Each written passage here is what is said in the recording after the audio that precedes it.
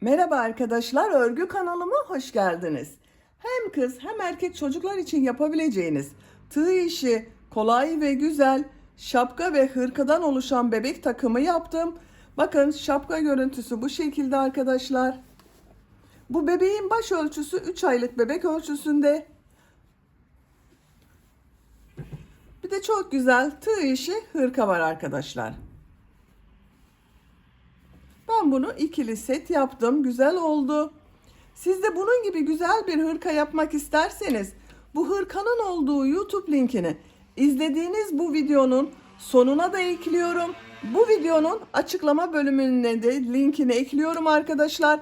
Siz o linkler üzerine tıklarsanız bunun gibi güzel bir hırka yapabilirsiniz. Bakın hırkayı rengarenk yaptım. Şapka örgüsünü 3 renkli yaptım. Bağlamalı bir şapka modeli arkadaşlar. Bakın şapka görüntüsü bu şekilde. Çok kullanışlı bir şapka. Şapka örgüsüne bakın buradan sihirli halka içine trabzan yaparak başlıyoruz. Ben bugün 3 aylık bebek için yaptığım bu ölçüde oldu arkadaşlar. Siz daha büyük veya daha küçük yapmak isterseniz bu başlama trabzan sayısı aynı olacak. Sadece burada yaptığım arttırma sırasını daha az veya daha çok yaparak küçük veya büyük yapabilirsiniz.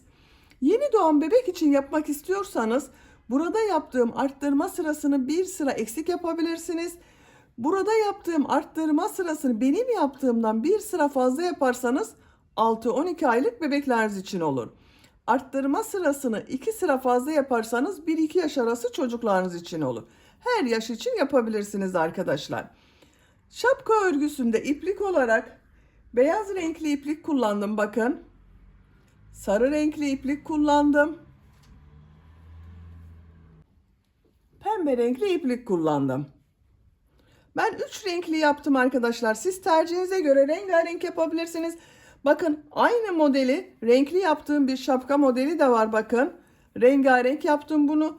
Bu şapkayı modelde 2 renkli yaptım. Siz de bu renkli şapkadan yapmak isterseniz bunun linkini de ben açıklama bölümüne ekliyorum arkadaşlar.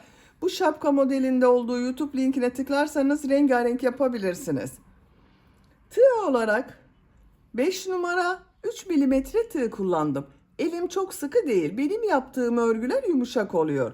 Sizin eliniz sıkıysa 3,5-4 milimetre tığ kullanırsanız çok daha güzel olur arkadaşlar.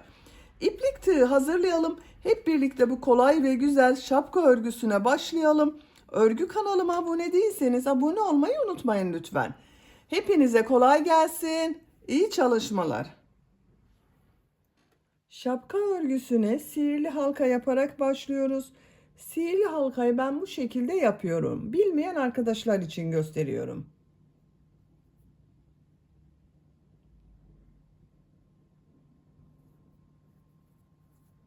Zincir yaptım, sağlamlaştırdım. 2 zincir yapıyorum. Sihirli halka içine 12 trabzan yapıyorum.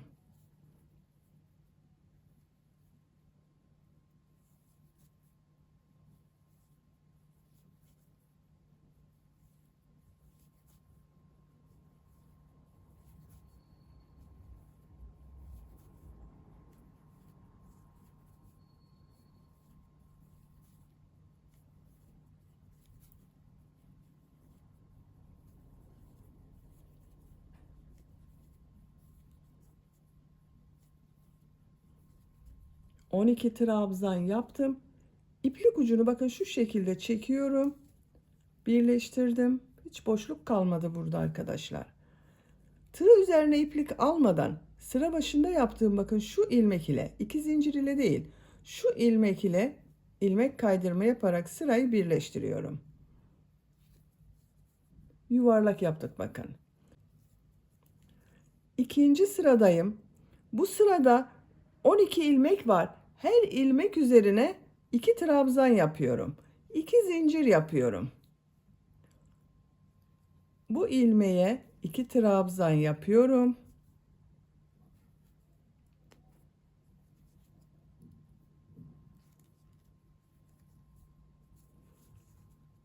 2 trabzan yapıyorum.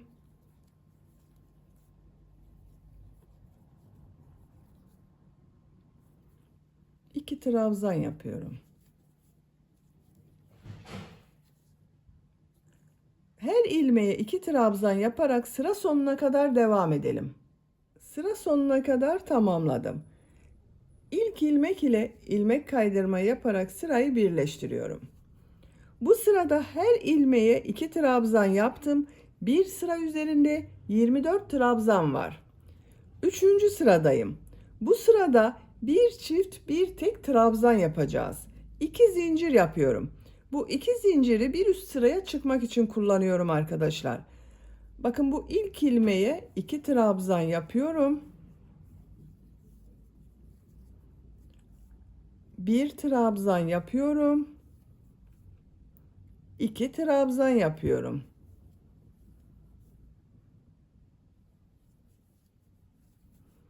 Bir trabzan yapıyorum. 2 trabzan yapıyorum. Sıra sonuna kadar devam edelim. Sıra sonuna kadar tamamladım. Son ilmeğe bir trabzan yaptım. Bakın sıra başında aynı ilmeğe 2 trabzan yaparak başladım. Bir trabzan ile bitirdim. İlk ilmek ile ilmek kaydırma yaparak sırayı birleştiriyorum. Bu bir sıra üzerinde 36 trabzan var. Her sırada 12 trabzan artıyor arkadaşlar. 4. sıradayım. Bu sırada bir çift iki tek, bir çift iki tek trabzan yapıyorum. 2 zincir yapıyorum. İlk ilmeğe 2 trabzan yapıyorum. 2 ilmeğe bir trabzan yapıyorum.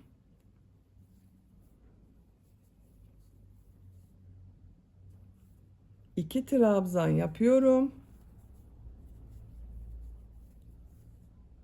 Bir trabzan yapıyorum.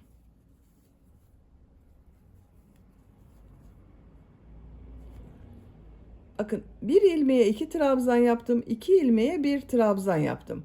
Bu şekilde sıra sonuna kadar devam edelim. Sıra sonuna kadar tamamladım. İlk ilmek ile ilmek kaydırma yaparak sırayı birleştiriyorum. Bu bir sıra üzerinde 48 trabzan var. 5. sıradayım. 2 zincir yapıyorum. İlk ilmeğe 2 trabzan yapıyorum. Bu sırada bir çift 3 tek trabzan yapacağız. 3 ilmeğe bir trabzan yapıyorum.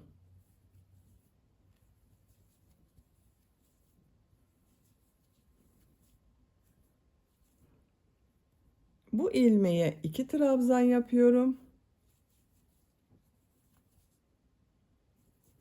3 ilmeğe bir trabzan yapıyorum.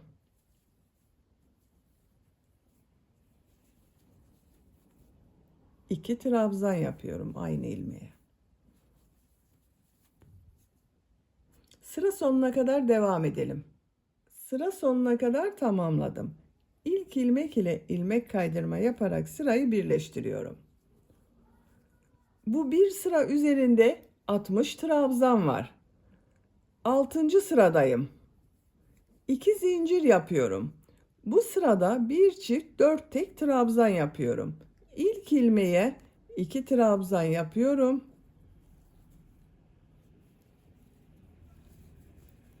4 ilmeğe bir trabzan yapıyorum.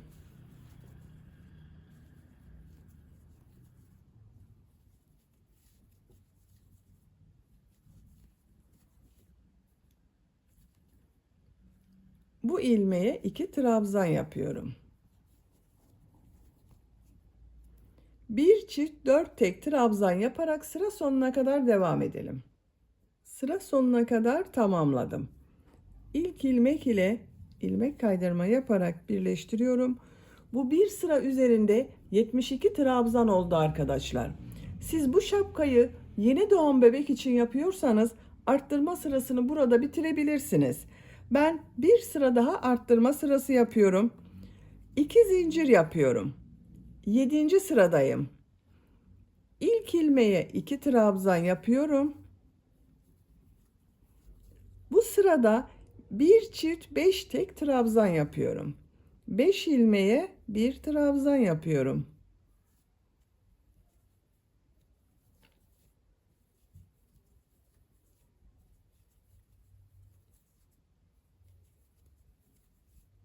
5 trabzan yaptım. Bu ilmeğe 2 trabzan yapıyorum. 5 trabzan yapıyorum. Bir çift 5 tek trabzan yaparak sıra sonuna kadar devam edelim. Sıra sonuna kadar tamamladım. Sıra sonunda 5 trabzan yaptım. İlk ilmek ile ilmek kaydırma yaparak birleştiriyorum. Bu bir sıra üzerinde 84 trabzan var arkadaşlar.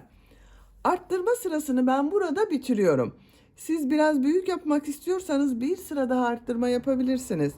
Bir sonraki sırada bakın bir çift 6 tek, bir çift 6 tek şeklinde arttırma yapabilirsiniz. Şu genişliği ölçüyorum. 13 santimetre genişlik var arkadaşlar. Bu benim yapacağım ölçü için yeterli. Bir zincir yapıyorum. Aynı ilmeğe bir trabzan yapıyorum. Diğer ilmeklere trabzan yapıyorum. Arttırma yapmıyorum bakın. Trabzanlar yapıyorum. Trabzan yapacağız arkadaşlar. Bakın buraya kadar. Bu bölümü boş bırakacağız. Bebeğin boyun bölümüne gelecek olan yerde 15 ilmeği boş bırakacağız. Buraya kadar devam edelim. Buraya kadar trabzan yaptım. 2, 4, 6, 8, 10, 12, 14, 15 ilmeği boş bıraktım arkadaşlar. Devam etmedim. Bu bir sıra üzerinde 69 trabzan var. Bu sırada model yerleştiriyorum. Sarı renkli iplik ile model yapıyorum.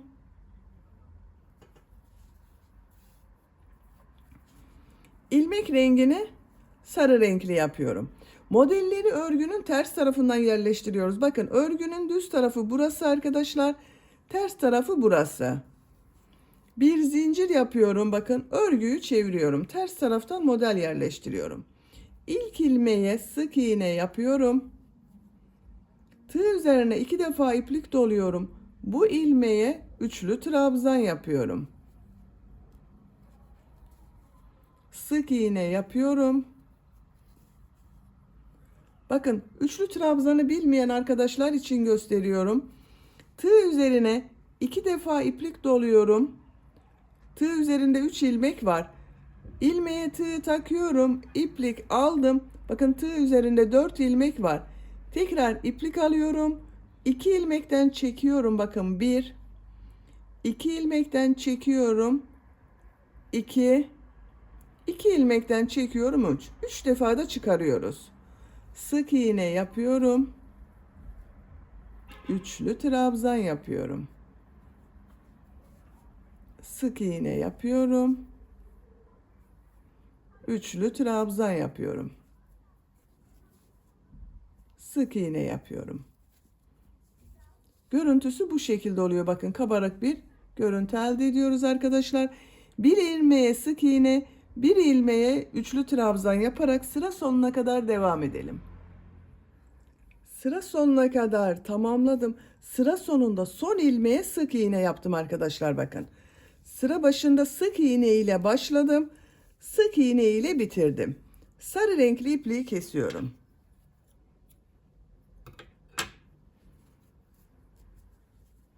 Bakın modeller bu şekilde oldu arkadaşlar. Burada beklettiğim beyaz renkli iplik ile devam ediyorum.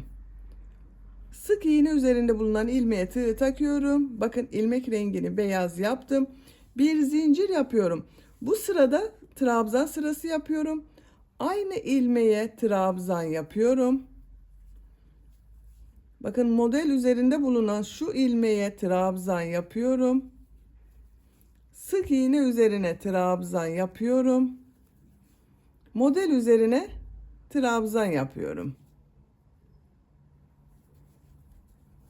Her ilmeğe trabzan yapıyoruz. Sık iğne üzerine trabzan yapıyorum. Model üzerine trabzan yapıyorum.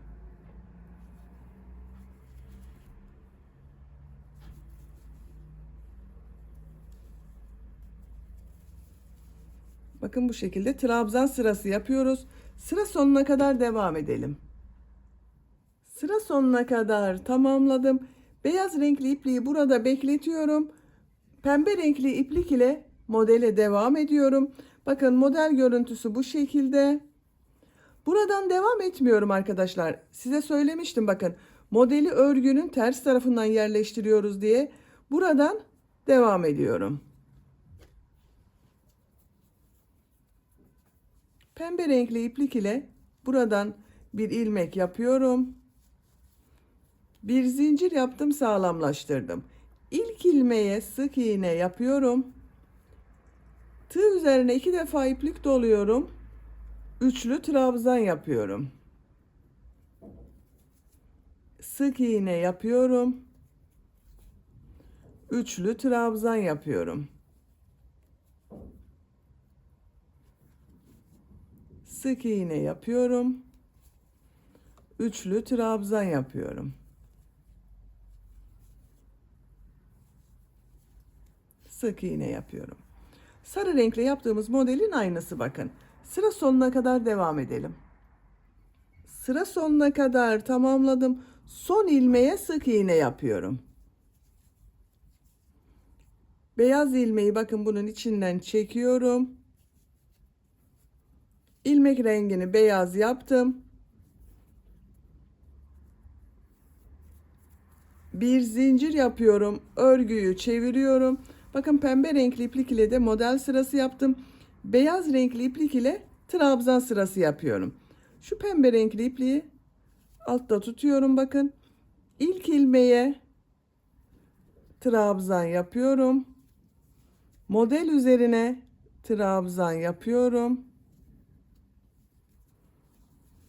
Sık iğne üzerine trabzan yapıyorum. Her ilmeğe trabzan yapıyoruz.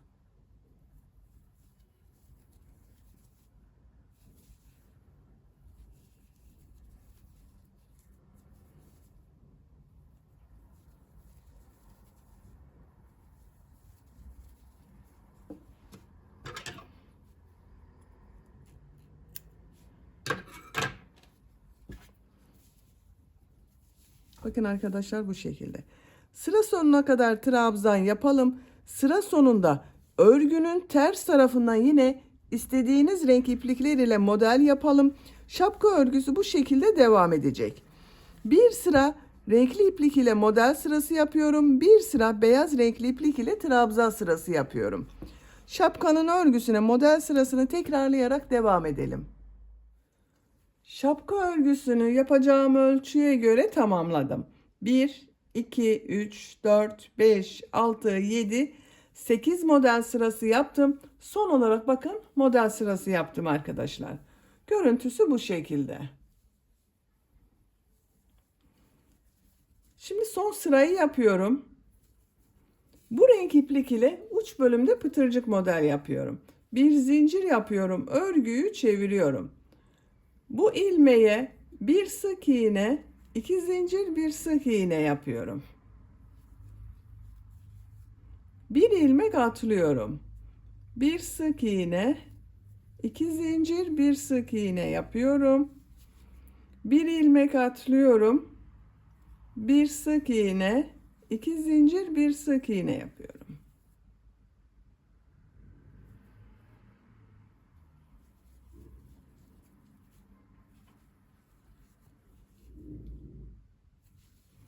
Sıra sonuna kadar devam edelim. Sıra sonuna kadar tamamladım. Bakın bu şekilde pıtırcık modeller yaptım.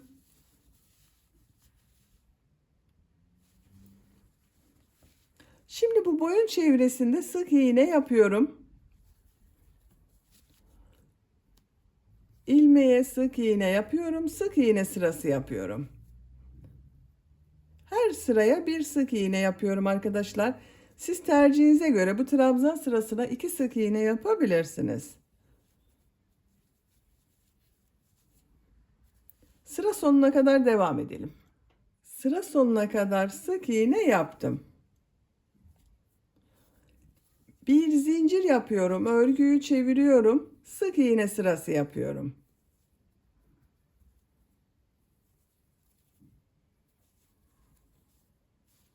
Sıra sonuna kadar devam edelim. Sıra sonuna kadar tamamladım. Boyun çevresinde 2 sıra sık iğne yaptım bakın arkadaşlar. Şimdi ip kordon yapacağız. Bakın bir ip kordon buraya, bir ip kordon buraya yapıyorum. İlk ip kordonu yapmak için zincir yapıyorum. 70 zincir yapalım. 70 zincir yaptım. Bakın çok sıkı zincirler yapmadım. Bu 70 zincirin kaç santimetre olduğunu ölçüyorum.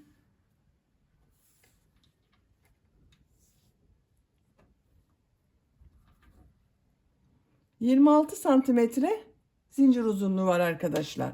Siz tercihinize göre daha kısa veya daha uzun ip kordon yapabilirsiniz. Bir ilmek atlıyorum. Bu zincirler üzerine sık iğne yapıyorum.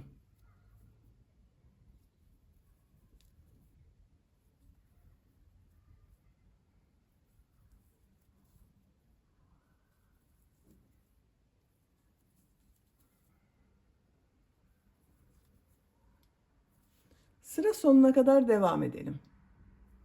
Zincirler üzerine sık iğne yaptığım ip kordon bakın bu şekilde oldu. Bu sık iğneyi arkadaşlar boyun çevresinden de devam ediyorum. Bakın ilmekler üzerine sık iğne yapıyorum. Sıra sonuna kadar devam edelim. Sıra sonuna kadar tamamladım. Buraya da ip kordon yapacağız arkadaşlar. Bakın bu ip kordonu kaç zincir yaptıysanız buraya da aynı sayıda zincir yapıyoruz. Ben 70 zincir yaptım. 70 zincir yapalım. 70 zincir yaptım. Bir ilmek atlıyorum. Sık iğne yapıyorum. Sık iğne sırası yapıyorum. Sıra sonuna kadar devam edelim. Sıra sonuna kadar tamamladım. Son yaptığım ilmeği bakın şu bir ilmeği atlıyorum. İlk yaptığım sık iğne sırası ile ilmek kaydırma yaparak birleştiriyorum. İpliği kesiyorum. Birleştirme yaptığım yerin görüntüsü bakın bu şekilde oldu. Çok güzel oldu. Şapka örgüsünü bitirdim. Bakın arkadaşlar şapka çok güzel oldu.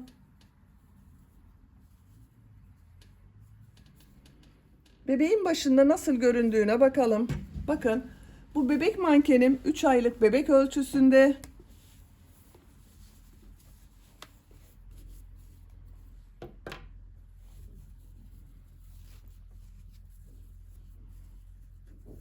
Bebeğin başında duruşu bakın bu şekilde oldu. Çok güzel oldu.